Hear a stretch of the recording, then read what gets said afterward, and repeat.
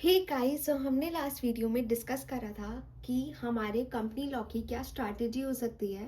And strategy से पहले I want you कि आप ये चैप्टर्स बिल्कुल भी इग्नोर ना करो, क्योंकि ये चैप्टर्स आपके लिए इतने इंपॉर्टेंट है guys.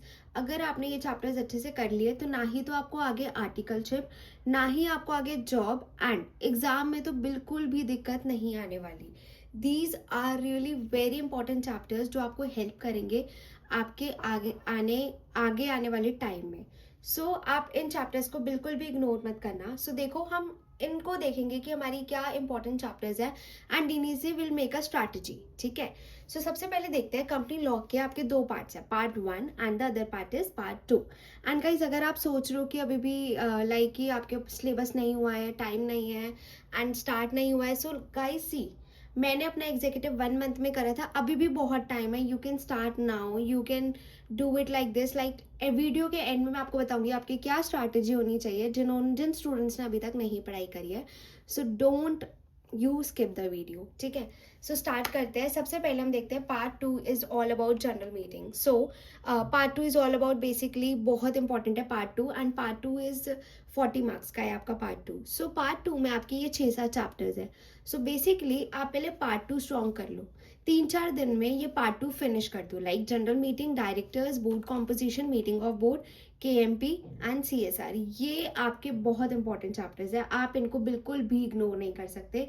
You have to like, आप इनको बिल्कुल भी, आप ऐसा नहीं कि आप इनके एक पॉइंट छोड़ दो।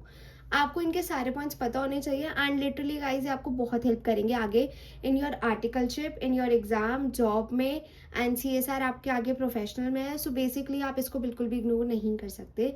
पार्ट 2 में आपको कुछ भी चीज़ नहीं छोड़ना। ठीक है।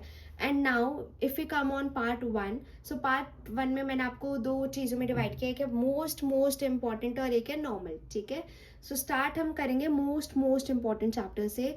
आप क्या करो, accounts and auditors, dormant company, share capital, members and shareholders, ये वाले जो चैप्टर्स है इनको आप पहले ही कर लो।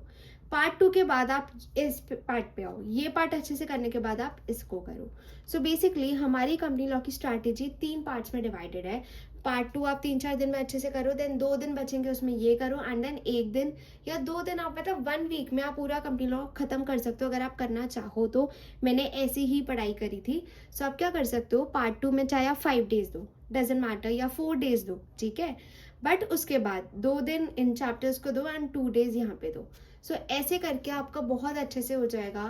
एंड ट्रस्ट मी गाइज, ये स्ट्रैटेजी बहुत वर्क करेगी आपको, not just in your exam POV से सिर्फ कंपनी लॉ नहीं पढ़ना है, आगे आर्टिकलशिप में भी बहुत दिक्कतें आएंगी। वरना इस चैप्टर को, कंपनी लॉ तो आपको इतने अच्छे से आना चाहिए, क्योंकि CS का जो मेन रूट है दैट इज कंपनी लॉ, आप उसको इग्नोर ही नहीं कर सकते।